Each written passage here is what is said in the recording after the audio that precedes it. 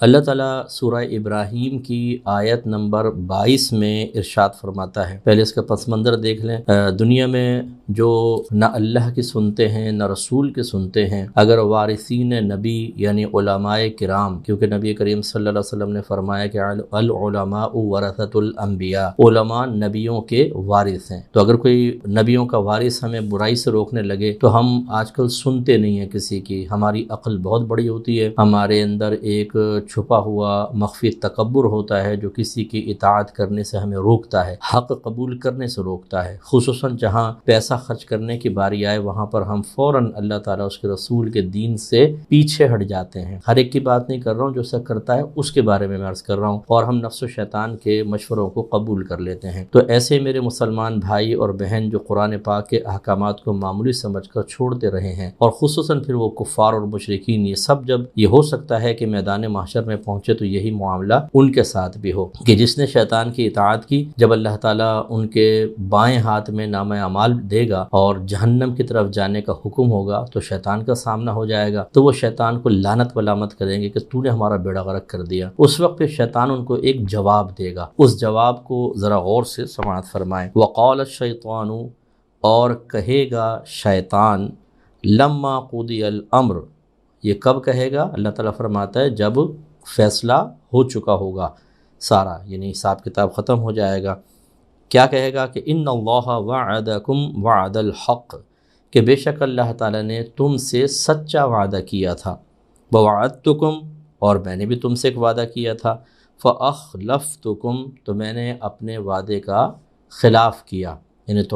تم سے میں نے دھوکہ کیا ایک طرح سے۔ وما کان لی علیکم من سلطان، اور میرا تم پر کوئی زور نہیں تھا، الا، سوائے اس کے، ان دعوتکم، کہ میں نے تمہیں دعوت دی، فاستجبتم لی، تو تم نے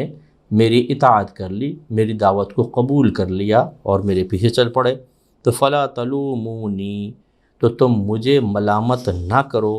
ولوموا انفسکم، اور اپنے آپ کو ملامت کرو، ما انا بمصرخکم، میں تمہارا فریاد رس نہیں ہوں، وما انتم بمصرخیہ، اور نہ تم میری فریاد کو پورا کرنے والے ہو۔ انی کفرت بما اشرکتمونی من قبل، بے شک میں انکار کرتا ہوں اس کا جس کو تم شریک ٹھہراتے تھے میرا اس سے پہلے، یہ تم نے مجھے شریک ٹھہرایا اللہ تعالیٰ کا اس سے پہلے۔ ان الظالمین لہم عذاب علیم، اب یہ گویا کہ اللہ تعالیٰ ارشاد فرما رہا ہے کہ بے شک ظلم کرنے والے ان کے لیے دردناک عذاب ہے۔ تو آپ غور کیجئے کہ آج ہم نہ اللہ کی مانتے نہ رسول کی، ماں باپ تلقین کریں ہمیں برا لگنے لگ جاتا ہے، شوہر بیوی کو شریعت کے بارے میں کہے وہ پلٹ کے جواب دینے لگتی ہے، بیوی شوہر کو سمجھانا چاہے وہ غضبناک ہو جاتا ہے، اولاد کو سمجھائیں ماں باپ کے سینے پر چڑھ کے گفتگو کرتے ہیں، یعنی بے راہ روی اتنی زیادہ ہے۔ ہم نے شیطان کو گویا کہ دوست بنا لیا، اللہ تعالیٰ اور اس کے رسول کریم صلی اللہ علیہ وسلم سے ہمارا تعلق اور ان کے دین اور دینداروں سے تعلق کمزور ہو گیا۔ تو یہ یاد رکھیے میدان محشر میں پھر پچھتانا نفع نہیں دے گا۔ آج ہمیں نفس و شیطان سے دشمنی کا مظاہرہ کرنا چاہیے، آپ دینداروں کے قریب آئیں، اپنے مذہب اسلام کو سمجھیں، اپنی شخصیت کو، اپنے اعمال کو، کردار کو، اخلاق کو سنواریں اور اللہ تعالیٰ کی رضا حاصل کرنے میں کامیاب ہو جائیں۔ اگر ہم نے شیطان سے دوستی کر لی، شیطان کی اطاعت کی، سارا دن شیطان کی باتیں مانتے رہے، تو پھر یاد رکھیں بروز قیامت اگر خدا نہ کرے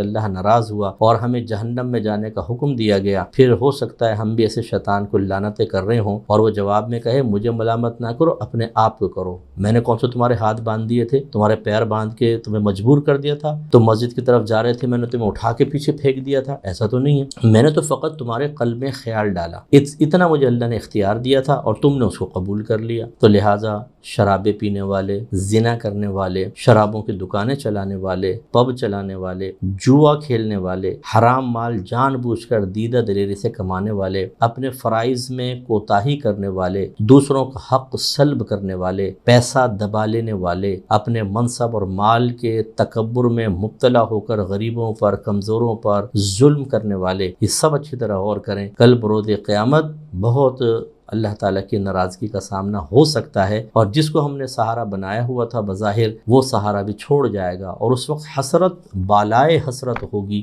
کہ ایک تو شیطان کی اطاعت پر افسوس صدمہ، دوسرا شیطان کی طرف سے پھر ملامت کہ مجھے ملامت نہ کرو، اپنے آپ کو ملامت کرو، دعوت تم نے قبول کی تھی۔ یعنی ایسا